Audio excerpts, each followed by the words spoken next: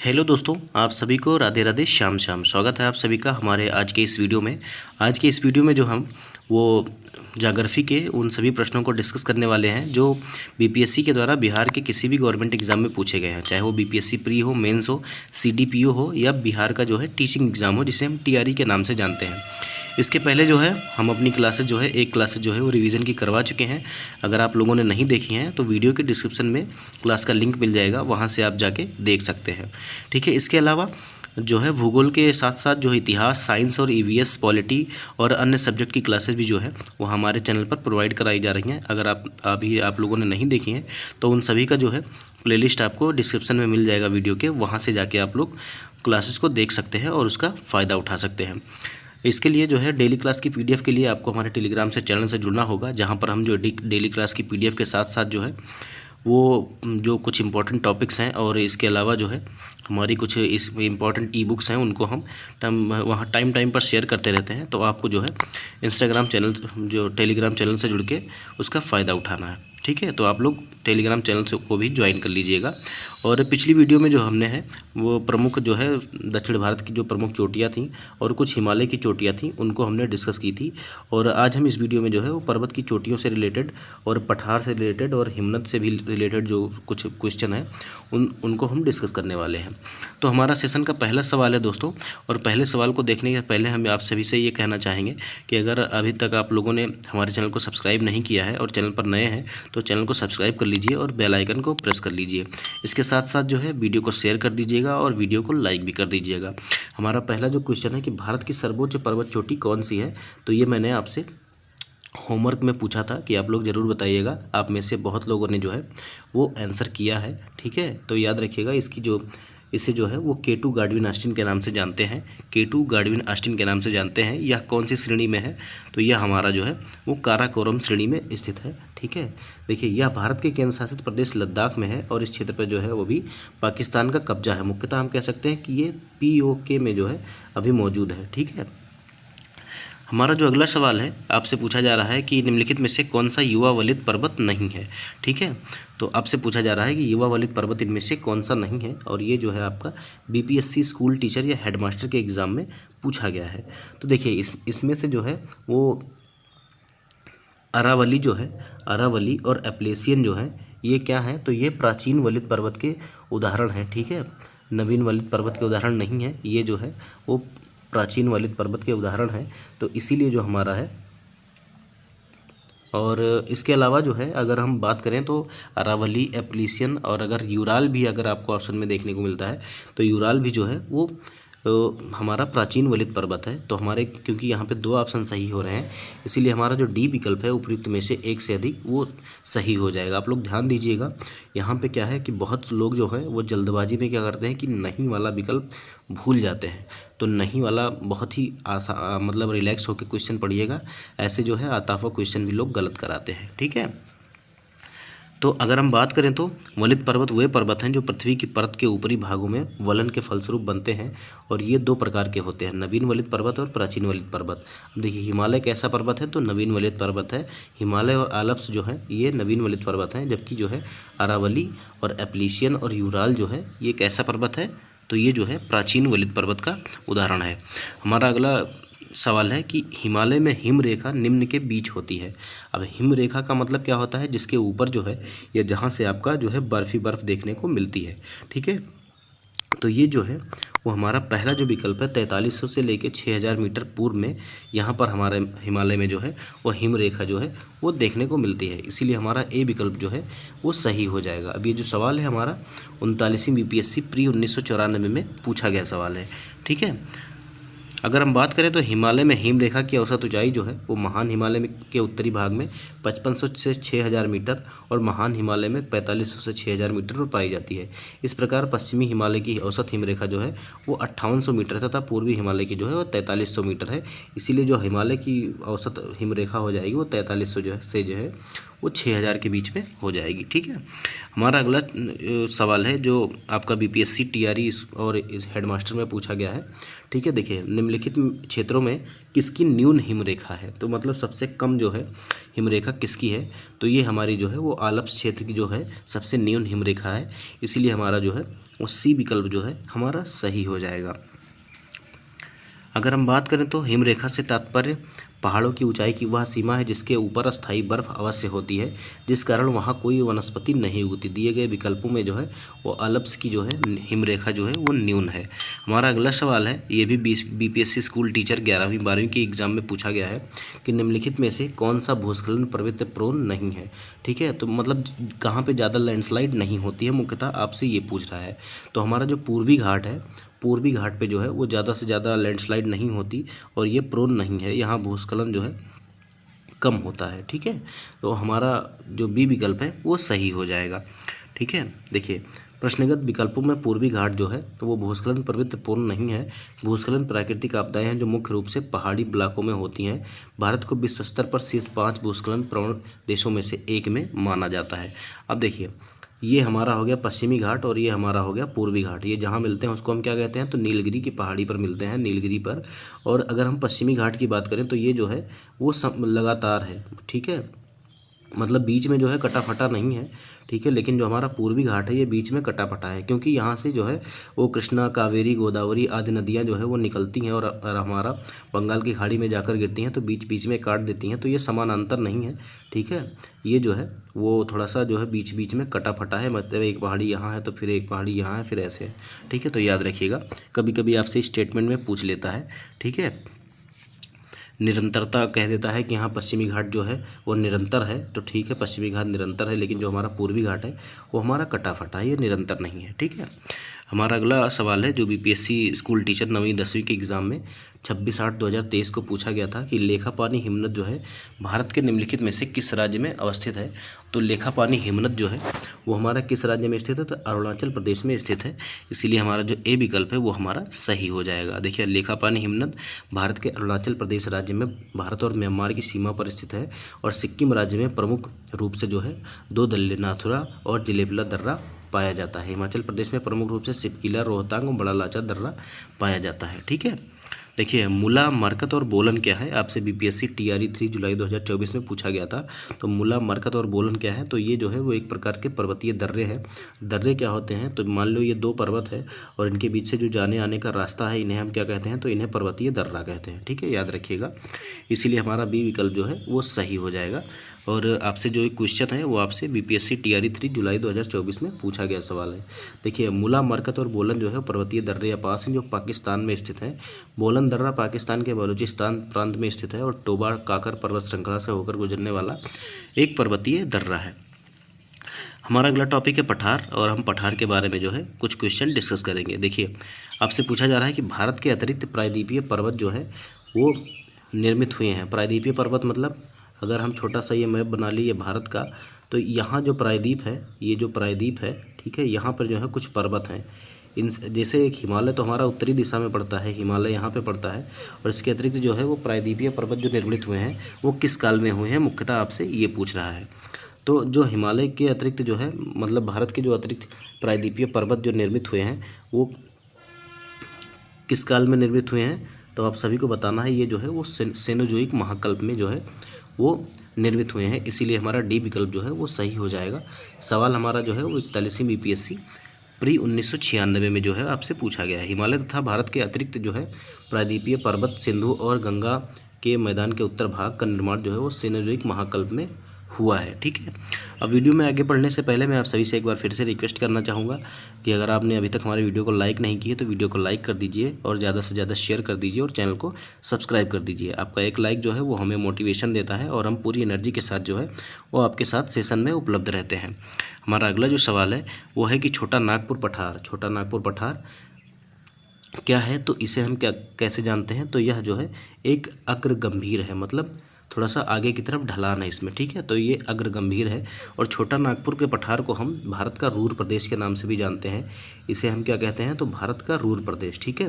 क्यों कहते हैं, क्यों कहते हैं, आप सभी को अगर नहीं पता है तो मैं आपको बता दूं, क्योंकि ये जो है वो खनिज संसाधन में बहुत ही समृद्ध है, इसीलिए हम इसे भारत का रूर प्रदेश कहते हैं, ठीक है। रूर कहाँ है, तो रूर जो है वो जर्मनी का एक क्षेत्र है जहाँ पे जो है खनिज संसाधन जो है काफ़ी बहुतायत में मिलते हैं, तो इसीलिए छोटा नागपुर पठार को भी जो है वो भारत का रूर प्रदेश कहते हैं।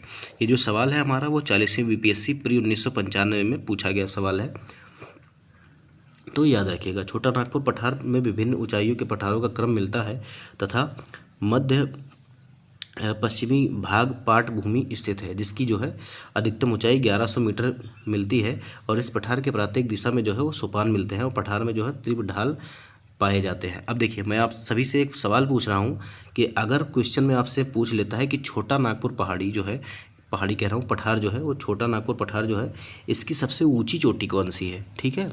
तो आप सभी क्या बताएंगे, क्या आप सभी को पता है या आप अभी तक आपने ऐसा पढ़ा ही नहीं है, ये क्वेश्चन आपने नहीं पढ़ा है। तो मैं बता दूं कि छोटा नागपुर पठार जो है, जो इसकी सबसे ऊंची चोटी है वो क्या है, तो पारसनाथ है। कौन सी है, तो पारसनाथ है, याद रखिएगा। और कमेंट बॉक्स में लिख दीजिएगा कि छोटा नागपुर पठार की जो है सबसे ऊँची चोटी कौन सी है, तो पारसनाथ है। मैं फिर से बता रहा हूँ, पारसनाथ, याद रखिएगा।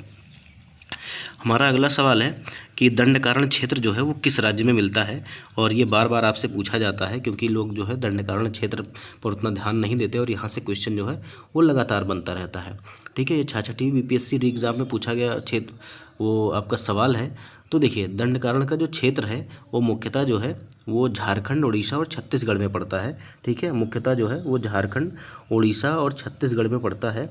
तो इसीलिए हमारा जो है यहाँ पे जो विकल्प ई हो जाएगा, कौन सा विकल्प, विकल्प ई हमारा जो है वो सही हो जाएगा, ठीक है। तो हमारा जो है वो ई विकल्प जो है वो सही हो जाएगा उपयुक्त में से एक से अधिक। देखिए, मुख्यतः जो है वो 3 राज्यों में जिनमें हम झारखंड, छत्तीसगढ़ और उड़ीसा देखते हैं, लेकिन ये इसके अतिरिक्त भी कई राज्यों में पाया जाता है। तो याद रखिएगा, दंडकारण्य भारत के मध्यवर्ती भाग में स्थित है। यह मुख्यतः जो है उड़ीसा, छत्तीसगढ़, तेलंगाना, महाराष्ट्र, आंध्र प्रदेश और कुछ हिस्सा जो है वो मध्य प्रदेश में भी आता है, ठीक है। हमारा अगला सवाल है कि निम्नलिखित में से कौन सा मेघालय पठार का जो है अंश नहीं है, ठीक है। तो मेघालय पठार में जो है, मेघालय के पठार में जो है वो गारो, खासी और जयंतिया की पहाड़ियाँ आती हैं। गारो, खासी और जयंतिया की पहाड़ियाँ जो है वो आती हैं। और मेघालय का पठार जो है ये प्रायद्वीपीय पठार का ही भाग है, ये भी याद रखिएगा। लेकिन जो भुवन की पहाड़ियाँ हैं वो मेघालय के पठार में सम्मिलित नहीं है, इसीलिए हमारा जो है ए विकल्प जो है हमारा सही हो जाएगा। आपसे कहाँ पूछा गया, तो बीपीएससी प्री 2018 में पूछा गया सवाल है। भुवन की पहाड़ियाँ जो है वो मीजो हिल्स का भाग हैं जो पूर्वोत्तर हिमालय का अंश है, जबकि गारो, खासी और जयंतिया पहाड़ियाँ जो है वो मेघालय के पठार का भाग हैं, तो याद रखिएगा। सबसे ज़्यादा बारिश कहाँ होती है, तो खासी पहाड़ी पे, खासी पहाड़ी पे, ठीक है। मेघालय जो है और मासिन राम जो है वो यहीं पे स्थित है, ठीक है, याद रखिएगा। हमारा अगला सवाल है कि जोजिला सुरंग जो है निम्नलिखित में से किन स्थानों को जोड़ेगा। आपसे 17वीं बीपीएससी प्री 2024 में पूछा गया सवाल है कि जोजिला सुरंग जो है वो निम्नलिखित में से किन स्थानों को जोड़ेगा। तो जोजिला सुरंग जो है वो श्रीनगर को लेह से जोड़ता है। किससे, श्रीनगर को लेह से जोड़ता है, इसीलिए हमारा सी विकल्प जो है वो सही हो जाएगा। देखिए, जोजिला सुरंग भारत के केंद्र शासित प्रदेश लद्दाख के कारगिल जिले में निर्माणाधीन सुरंग है, जो कारगिल, श्रीनगर कारगिल लेह राजमार्ग पर जोजिला दर्रे के नीचे गांदरबल, जम्मू और कश्मीर और कारगिल के द्रास के मध्य बनाई जा रही है। द्रास कहाँ है, लद्दाख में है, और ये दुनिया के सबसे ठंडे क्षेत्र में भी इसकी जो है गिनती होती है। तो याद रखिएगा, सबसे ठंडे क्षेत्रों में जो है वो द्रास की गिनती होती है, तो ये भी याद रखिएगा, ठीक है। कहाँ पे है, तो लद्दाख में है, ठीक है। यह सुरंग जो है श्रीनगर कश्मीर घाटी को लेह लद्दाख के मध्य जो है प्रत्येक मौसम में सुनिश्चित सड़क संपर्क उपलब्ध कराएगी, ठीक है। हमारा अगला जो सवाल है वो आपसे बीपीएससी 11वीं 12वीं के टीचिंग एग्जाम में पूछा गया सवाल है, और आपसे पूछा जा रहा है कि मालनाड क्षेत्र का संबंध जो है निम्नलिखित में से भारत के किस पठार से है। तो मालनाड का जो संबंध है वो भारत के कर्नाटक के पठार से है, कर्नाटक के पठार से। तो याद रखिएगा, कर्नाटक का पठार जो है वो सही विकल्प हो जाएगा। अब आप देखिए, आप कुछ लोग सोच रहे होंगे कि पठार क्या है। तो देखिए, पर्वत तो आप सभी को पता है कि पर्वत जो है वो ऐसे होता है, लेकिन पठार क्या होता है, तो एक जैसे ऊंची भूमि है, मान लीजिए थोड़ी, आपने टेबल देखी है, टेबल, तो टेबल देख लीजिए, टेबल के ऊपर जो है वो एक जो है आपका प्लाई या पटरा लगा के जो है वो सीधा भूमि कर दिया जाता है। मतलब एक निश्चित ऊंचाई पर जो है, मुश्किल से समझ लीजिए 500-600 मीटर की ऊंचाई पर जो है वो एक समतल जो ज़मीन का पार्ट होता है उसी को हम क्या कहते हैं, पठार कहते हैं। तो ये मुख्यतः जो है वो टेबल के आकार का होता है। यहाँ पे चोटी नहीं होती, एक समतल ज़मीन जो है वो ऊपर पाई जाती है। तो उम्मीद है कि आप लोग समझ गए होंगे, मैंने आपको समझाने का प्रयास किया है। ठीक है, तो मालनाड क्षेत्र का संबंध जो है वो दक्षिण भारत में कर्नाटक के पठार से है। यह पश्चिमी घाट के और पश्चिमी और पूर्वी ढलानों को कवर करता है। इसे कर्नाटक का चेरापूंजी भी कहते हैं। ठीक है, कर्नाटक का चेरापूंजी भी कहते हैं, याद रखिएगा। हमारा अगला सवाल जो है भारत की तटरेखा से संबंधित है और आपसे पूछा गया है कि भारत की तटरेखा है। तो देखिए, भारत की जो तटरेखा है वो 1970 के हिसाब से जो है जो सर्वे हुआ था उसमें जो है वो 7516.6 किलोमीटर बताई गई है। लेकिन अब जो है वो डेटा अपडेट हो गया है। ठीक है, तो अब जो है तटरेखा जो है वो आप सभी को मैंने टेलीग्राम ग्रुप में शेयर कर दी है, PDF और इमेज जो है वहाँ से आप देख सकते हैं। और मैं आपको बता दूं कि अब जो 2025 में हाल में सर्वे हुआ है इसमें जो है वो 11,098 किलोमीटर 11,098 किलोमीटर जो है वो भारत की जो है वो तटरेखा है। तो याद रखिएगा 11,098 किलोमीटर। ठीक है, अब कैसे, तो देखिए पहले जो है वो केवल ये एरिया नापा गया था, ये और ये, ठीक है, और जो भी है, ठीक है। लेकिन अब क्या है, जितनी भी झीलें हैं और इसके अलावा जो है हमारे जो खाड़ियाँ हैं इन सब की जो है वो दूरी नापी गई है। तो इसलिए जो हमारा कोस्टल लाइन है वो थोड़ी सी इंक्रीज़ हो गई है। तो याद रखिएगा नए आंकड़ों के अनुसार जो है अब जो है वो 11,098 कुछ किलोमीटर करके है। तो वो मैंने आपको जो है वो ग्रुप में जो है वो फ़ोटो और PDF दे दी है, आप वहाँ से जाके देख सकते हैं। और ये हाल का डेटा है, तो याद रखिएगा। ठीक है, अब आप लोग 7516.6 टिक मत करिएगा, कहीं पे जो आएगा वो गलत आएगा। आपको 11,098 किलोमीटर देखने को ही मिलेगा। अगर नहीं देखने को मिलता है तो आप 75 वाले पे क्लिक कर सकते हैं। ठीक है, देखिए भारत की क्षेत्रीय समुद्री सीमा तट से कितनी समुद्री मील किलोमीटर तक समुद्र की ओर फैली हुई है। तो ये जो है वो 12 नॉटिकल माइल फैली हुई है। 12 नॉटिकल माइल, जिसे हम क्या कहते हैं 21.9 किलोमीटर, लगभग 22 किलोमीटर हो जाता है। तो याद रखिएगा ये जो क्वेश्चन है वो BPSC TRE में भी पूछा गया था। ठीक है, 68वां BPSC प्री 2023 में आपसे पूछा गया सवाल है। तो भारत की जो क्षेत्रीय सीमा है वो 12 समुद्री मील तक फैली हुई है। ठीक है, देखिए संयुक्त राष्ट्र समुद्री कानून संधि 1982 एक अंतर्राष्ट्रीय संधि है जिसके अनुसार प्रत्येक तटीय देश एक अपनी प्रादेशिक समुद्री क्षेत्र का दावा कर सकता है जो समुद्र क्षेत्र की अपनी आधार से 12 समुद्री मील या 21.9 किलोमीटर तक विस्तृत होगा। ये देश अपने प्रादेशिक समुद्री क्षेत्र के ऊपर हवाई क्षेत्र और इसके नीचे जो है समुद्र तल और उपमृदा पर संप्रभुता का उपयोग कर सकेंगे। ठीक है, हमारा अगला सवाल है कि अरब सागर में जो है द्वीप समूह जो स्थित है उनसे है। तो देखिए लक्षद्वीप कहाँ है, तो लक्षद्वीप आप सभी को पता है कि कहाँ पे है। तो ये भारत के जो है वो दक्षिण पश्चिम में स्थित है। देखिए ये है हमारा भारत, जो हमारा दक्षिण भारत है, और हमारा जो है लक्षद्वीप हमको यहाँ पे देखने को मिलता है। ठीक है, तो ये हमारा दक्षिण पश्चिम भारत में देखने को मिलता है। ठीक है, याद रखिएगा। तो हमारा जो पहला विकल्प है वो हमारा जो है वो सही हो जाएगा, दक्षिण पश्चिम भारत में। और ये जो सवाल है आपका 48वीं BPSC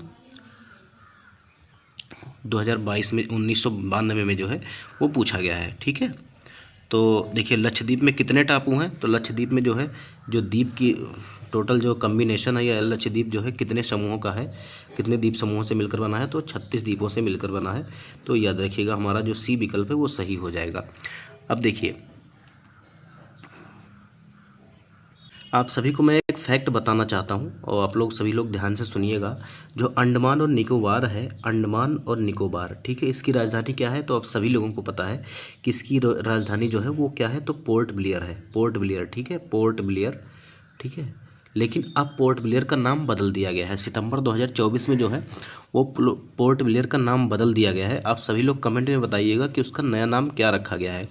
मैंने जो है वो अपने कम्युनिटी पोस्ट के माध्यम से यूट्यूब चैनल पे जो है वो लगातार मैंने जो है वो आपको जो अप टू डेट क्वेश्चन है और जो इम्पोर्टेंट क्वेश्चन है वो मैं आप तक पहुंचा रहा हूं और आप सभी लोग जो है वो जवाब भी दे रहे हैं।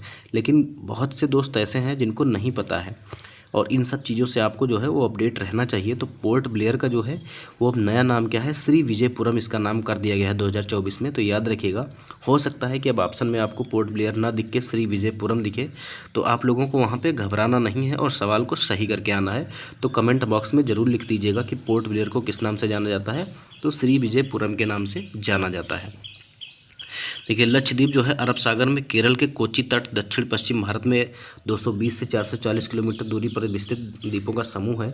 यह भारत का केंद्र शासित प्रदेश भी है। इसका कुल क्षेत्रफल जो है वो 32 वर्ग किलोमीटर है और लक्षद्वीप के अधिकांश द्वीप प्रवाल उत्पत्ति के हैं। लक्षद्वीप समूह में द्वीपों की कुल संख्या 36 है और लक्षद्वीप के सबसे उत्तरी बसे हुए द्वीप को चेटलेट और सबसे दक्षिणी द्वीप को जो है वो मिनिकॉय द्वीप कहते हैं। ठीक है, और मिनिकॉय जो है वो 9 डिग्री चैनल से जो है समस्त जो और भी द्वीप हैं इसके उनसे जो है अलग होता है। ठीक है, लक्षद्वीप जो है वो दूसरा सबसे बड़ा द्वीप भी है और कावारत्ती जो है वो लक्षद्वीप की राजधानी है, जो कावारत्ती द्वीप पर ही स्थित है। लक्षद्वीप का सबसे बड़ा द्वीप जो है वो अंडराट द्वीप है, अंडरॉट द्वीप याद रखिएगा। ठीक है, हमारा अगला सवाल है कि द्वीपों का समूह लक्षद्वीप जो है वो किसका एग्जाम्पल है, तो वो जो है वो प्रवाल उत्पत्ति का है। किसका? प्रवाल उत्पत्ति का, कोरल रीफ का। देखो, कोरल रीफ क्या होती है कि ये जो है एक समय के बाद मर जाती हैं और इनके ऊपर जो है इनके हड्डियों के अवशेष के ऊपर धीरे धीरे क्या होता है, एक द्वीप बन जाता है। तो इसी प्रकार जो है वो प्रवाल भित्ति या प्रवाल उत्पत्ति या कोरल रीफ का जो है वो उत्पत्ति का है। तो याद रखिएगा, हमारा जो ए विकल्प होगा वो हमारा सही हो जाएगा। ये जो सवाल है आपका 39वीं बीपीएससी प्री 1994 में पूछा गया है। ठीक है, तो अब अंडमान निकोबार जो है वो कोरल रीफ का एक एग्जाम्पल नहीं है, याद रखिएगा। यहाँ पे पाई जाती हैं लेकिन जो है वो बना नहीं है। ठीक है, कोरल रीफ यहाँ पे पाई जाती हैं अंडमान निकोबार में, लेकिन कोरल रीफ से ये बना हुआ द्वीप नहीं है, ये मुख्यतः एक पर्वत का भाग है। ठीक है, तो याद रखिएगा। देखिए, द्वीपों का समूह लक्षद्वीप प्रवाल उत्पत्ति का है। भारत में प्रवाल भित्तियाँ जो है अंडमान निकोबार द्वीप समूह, मन्नार की खाड़ी, लक्षद्वीप, मालवन, महाराष्ट्र एवं कच्छ की खाड़ी में पाई जाती हैं। हमारा अगला सवाल है कि निम्नलिखित में से किस क्षेत्र में प्रवाल भित्ति नहीं पाई जाती, तो जो है वो कैम्बे की जो खंभात की खाड़ी है, खंभात की जो खाड़ी है वहाँ पर जो है प्रवाल भित्ति नहीं पाई जाती। बाकी मन्नार की खाड़ी और कच्छ की खाड़ी और लक्षद्वीप और मिनिकॉय जो है यहाँ पे जो है वो पाई जाती है। इसीलिए हमारा जो ए विकल्प है वो हमारा सही हो जाएगा। देखिए, बीपीएससी प्री 2019 में आपसे सवाल पूछा गया है ये, तो याद रखिएगा, काफ़ी इंपॉर्टेंट सवाल है। हमारा अगला सवाल है कि उत्तराखंड का कौन सा जिला जो है वो तिब्बत सीमा से नहीं लगा है। तो आपको बताना है कि उत्तराखंड का कौन सा जिला जो है वो तिब्बत से सीमा साझा नहीं करता है। तो देखिए, जो उत्तरकाशी है और जो हमारा चमोली है, उत्तरकाशी और चमोली जो है वो तिब्बत से सटा हुआ है, लेकिन हमारा जो है अल्मोड़ा जो है वो तिब्बत से सीमा साझा नहीं करता। अगर हम बात करें तो उत्तराखंड के 3 जिले जो हैं वो तिब्बत से साझा सीमा करते हैं। कौन कौन से? तो पिथौरागढ़ और चमोली और उत्तरकाशी, ये जो हैं वो तिब्बत के साथ सीमा साझा करते हैं, लेकिन हमारा अल्मोड़ा जो है वो साझा नहीं करता। इसीलिए हमारा ए विकल्प जो है वो सही हो जाएगा। ठीक है, 69वीं बीपीएससी प्री 2023 में पूछा गया सवाल है। ठीक है, उत्तराखंड का जो है अल्मोड़ा जिला जो है तिब्बत के साथ सीमा साझा नहीं करता है और उत्तराखंड के 3 जिले जो है पिथौरागढ़ और चमोली और उत्तरकाशी जो है ये जो है तिब्बत के साथ जो है वो सीमा साझा करते हैं। उत्तराखंड के पिथौरागढ़, चंपावत और उधम सिंह नगर नेपाल के साथ अपनी सीमा साझा करते हैं। पिथौरागढ़ जो है नेपाल और तिब्बत दोनों के मध्य जो है एक साथ सीमा साझा करता है। हमारा अगला सवाल है कि भारत के कितने राज्यों की जो है वो सामान्य सीमा जो है वो कॉमन बॉर्डर पाकिस्तान के साथ है, पाकिस्तान और बांग्लादेश के साथ है। तो आपको बताना है कि कितने जो राज्य हैं इनकी जो है वो कॉमन सीमा जो है वो पाकिस्तान एवं बांग्लादेश के साथ है। अब देखिए, ये थोड़ा सा कन्फ्यूजिंग वाला सवाल है। मान लीजिए ये भारत का अगर मैं एक छोटा सा मैप बना लेता हूँ मॉडल, तो बांग्लादेश तो यहाँ है, ठीक है, और पाकिस्तान हमारा यहाँ है। तो ऐसा कोई राज्य नहीं होगा जो इनसे जो है वो कॉमन बॉर्डर शेयर करे, मतलब एक स्टेट ऐसा नहीं होगा जिससे दोनों की बाउंड्री लगती हो। इस हिसाब से तो ये है हमारा ई विकल्प हो गया। अगर हम दूसरे विकल्प से देखें तो हमारा जो है वो लगभग जो है वो 5-5 राज्य जो हैं, एक प्रकार से हम देखते हैं कि हमारा कौन कौन सा राज्य जो है वो हमारा बांग्लादेश और पाकिस्तान के साथ जो है वो सीमा साझा करता है। तो देखिए, हमारा जो है जम्मू कश्मीर, ठीक है, लद्दाख, पंजाब, राजस्थान और गुजरात जो है ये जो है वो पाकिस्तान के साथ सीमा साझा करते हैं। तो कितने ज़िले हो गए? 1 2 3 4 5 6, ठीक है। और बांग्लादेश के साथ असम, बंगाल, मिज़ोरम, मेघालय और त्रिपुरा, ठीक है। तो ये जो है 1 2 3 4 और 5 राज्य हैं, ठीक है। तो इस हिसाब से ये क्वेश्चन जो थोड़ा है समझ के परे है, ठीक है। तो अभी तक जो है आयोग ने जो है इसका विकल्प जो माना है वो ई विकल्प माना है, इनमें से कोई नहीं। तो हम भी जो है वो इनमें से कोई नहीं के साथ ही चले जाएंगे, ठीक है। तो याद रखिएगा कि इनमें से कोई नहीं। वैसे अब इस प्रकार का क्वेश्चन बनना थोड़ा मुश्किल है। हमारा अगला सवाल है कि महाराष्ट्र की सर्वाधिक लंबी सीमा जो है वो किस राज्य के साथ है। तो महाराष्ट्र की जो सर्वाधिक लंबी सीमा है वो किसके साथ है आपको बताना है, ठीक है। तो सबसे बड़ी जो सीमा महाराष्ट्र की लगती है वो किसके साथ लगती है, तो वो उत्तर प्रदेश के साथ लगती है। किसके साथ, तो उत्तर प्रदेश के साथ लगती है। इसीलिए हमारा जो है सी विकल्प जो है वो सही हो जाएगा। और ये आपसे अभी जल्दी में पूछा गया सवाल है 17वीं बीपीएससी री एग्ज़ाम 2024 में, ठीक है। 17वीं बीपीएससी री एग्ज़ाम 2024 में पूछा गया है। देखिए मध्य प्रदेश राज्य की जो सीमा है वो उत्तर में जो है उत्तर प्रदेश से, पूर्व में छत्तीसगढ़ से, दक्षिण में महाराष्ट्र और पश्चिम में जो है वो गुजरात और राजस्थान से घिरा हुआ है। मध्य प्रदेश की जो सर्वाधिक सीमा है वो उत्तर प्रदेश के साथ लगती है, ठीक है। शायद मैंने जो है वो महाराष्ट्र पढ़ दिया होगा, तो याद रखिएगा मध्य प्रदेश पूछ रहा है। मध्य प्रदेश की जो है सर्वाधिक सीमा जो है वो उत्तर प्रदेश के साथ लगती है। हमारा अगला सवाल है कि विदर्भ जो है, विदर्भ एक प्रादेशिक नाम है और भारत में यह कहाँ है। तो ये किसका भाग है, तो ये विदर्भ जो है वो महाराष्ट्र का अंग है, महाराष्ट्र का ही भाग है। तो याद रखिएगा बी जो हमारा वो हमारा सही हो जाएगा। और ये जो सवाल है हमारा 41वीं बीपीएससी प्री 1996 में पूछा गया सवाल है। विदर्भ जो है वो महाराष्ट्र राज्य का उत्तर पूर्वी जो है प्रादेशिक क्षेत्र है। देखिए हमारा अगला क्वेश्चन है कि पाट अंचल या पाट रीजन जो है ये कहाँ पे अवस्थित है। तो पाट अंचल जो है हमारा वो झारखंड में अवस्थित है। इसीलिए हमारा जो है बी विकल्प जो है वो सही हो जाएगा, ठीक है। देखिए पाट अंचल या पाट रीजन जो है वो छोटा नागपुर क्षेत्र में अवस्थित है और इस क्षेत्र में जो है ऊंची पहाड़ी शिखर होते हैं। छोटा नागपुर पठार अधिकांश भाग झारखंड राज्य के अंतर्गत आता है। इसीलिए जो हमारा डी विकल्प जो है, बी विकल्प जो है वो सही हो जाएगा। देखिए मैंने आप सभी को थोड़ी देर पहले बताया था कि छोटा नागपुर पठार की जो है वो सबसे ऊँची चोटी कौन सी है। तो सबसे ऊँची चोटी कौन सी है, याद रखिएगा सबसे ऊँची चोटी कौन सी है, वो हमारी पारसनाथ पहाड़ी है, ठीक है, याद रखिएगा। हमारा अगला सवाल है कि झुमरी तलैया रेडियो पर गीतों की फरमाइश के लिए प्रसिद्ध है और यह किस राज्य में स्थित है झुमरी तलैया। तो झुमरी तलैया हमारा जो है वो झारखंड में स्थित है। इसीलिए हमारा बी विकल्प जो है वो सही हो जाएगा। और ये 47वीं बीपीएससी प्री 2005 में पूछा गया सवाल है। देखिए क्षेत्रफल के अनुसार निम्नलिखित राज्यों का सही क्रम आपको लगाना है। अवरोही क्रम, अवरोही क्रम का मतलब जो है वो सबसे बड़े से और छोटे की ओर। तो देखिए सबसे ज़्यादा जो है बाउंड्री हमारा सबसे ज़्यादा क्षेत्रफल में कौन है, तो मध्य प्रदेश है। तो मध्य प्रदेश पहले आ जाएगा 3, उसके बाद हमारा उत्तर प्रदेश आ जाएगा 4। तो देखिए 3 और 4 जो है वो केवल डी विकल्प में दिए गए हैं। इसीलिए हमारा डी विकल्प जो है वो सही हो जाएगा। तो आप जो है ऑप्शन को एलिमिनेट ऐसे कर सकते हैं। आपको चारों जो है वो क्रम में लगाने की ज़रूरत नहीं है। आप 1-2 को व्यवस्थित करके आप जो है वो ऑप्शन से जो है वो एलिमिनेट कर सकते हैं, ठीक है। देखिए अगर बात करें तो मध्य प्रदेश जो है वो सबसे बड़ा है क्षेत्रफल के मामले में, फिर उत्तर प्रदेश आता है, फिर आंध्र प्रदेश और फिर बिहार आता है, ठीक है। हमारा अगला सवाल है कि क्षेत्रफल के क्रम में जो भारत के 3 बड़े राज्य कौन कौन से हैं। तो सबसे बड़ा जो है वो राजस्थान है और फिर मध्य प्रदेश और फिर महाराष्ट्र है, ठीक है। राजस्थान और मध्य प्रदेश और महाराष्ट्र, ठीक है। अब वहाँ पे जो है क्योंकि महाराष्ट्र और जो है वो नहीं दिया गया था, तो इसीलिए हमारा वहाँ जो है वो राजस्थान के बाद या मध्य प्रदेश के बाद जो है उत्तर प्रदेश आ गया था, ठीक है। तो सबसे पहले राजस्थान, फिर मध्य प्रदेश और महाराष्ट्र। तो याद रखिएगा 52वीं बीपीएससी प्री 2008 में पूछा गया सवाल है, याद रखिएगा इंपॉर्टेंट सवाल है। अब की बार हमसे जो है टीआरई में जनसंख्या के क्रम में जो है वो शीर्ष 3 राज्य पूछे थे, ठीक है। तो देखिए राजस्थान का क्षेत्रफल सबसे ज़्यादा है, फिर मध्य प्रदेश, फिर महाराष्ट्र और फिर उत्तर प्रदेश आता है। तो उत्तर प्रदेश हमारा नंबर 4 पे आता है। हमारा अगला सवाल है कि भारत में जनसंख्या के अनुसार तीसरा एवं क्षेत्रफल में 12वां राज्य कौन सा है। तो ये जो है बिहार की बात हो रही है, ठीक है, बिहार की बात हो रही है। इसीलिए हमारा जो डी विकल्प है वो हमारा जो है वो सही हो जाएगा, ठीक है। देखिए बिहार जनसंख्या की दृष्टि से भारत का तीसरा बड़ा राज्य है और क्षेत्रफल की दृष्टि से 12वां जो है वो बड़ा राज्य है। तेलंगाना के गठन के बाद जो है बिहार जो है वो 13वां स्थान हो गया है इसका। ज्ञातव्य है कि जम्मू कश्मीर और केंद्र शासित प्रदेश को जो है वो फिर से जब अलग कर दिया गया और एक में कर दिया गया, केंद्र शासित प्रदेश बना दिया गया, पहले स्टेट थे, तो वहाँ से जो है वो पुनः जो है बिहार जो है वो 12वें नंबर पर आ गया है, ठीक है। असम कुल मिलाकर कितने राज्यों एवं केंद्र शासित प्रदेशों से जो है वो घिरा हुआ है। तो असम जो है वो कितने राज्यों से घिरा हुआ है, तो ये जो है वो 7 राज्यों से घिरा हुआ है। इसीलिए हमारा जो है विकल्प हमारा बी जो है वो सही हो जाएगा। ये 45वीं बीपीएससी में हमारा पूछा गया सवाल है, तो याद रखिएगा। हमारा अगला जो सवाल है कि भौगोलिक क्षेत्र की दृष्टि से जो है भारत के निम्न जिलों में सबसे बड़ा जिला कौन सा है।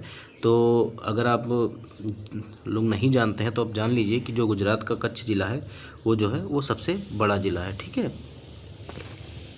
इसीलिए बी विकल्प जो है वो सही हो जाएगा। और ये हमारा सवाल जो है वो 66वीं बीपीएससी प्री 2020 में पूछा गया है। देखिए, लेह जो लद्दाख है वो 45,100 किलोमीटर और कच्छ जो गुजरात है वो कितना है, तो 45,764 वर्ग स्क्वायर किलोमीटर में जो है जो है ये हमारा आता है। इसीलिए जो हमारा कच्छ जो है वो सही विकल्प हो जाएगा। देखिए, आपसे पूछ रहा है गुजरात की राजधानी, तो आप सभी को पता होगा, आसान सा सवाल है, गुजरात की जो है वो गांधीनगर है, ठीक है।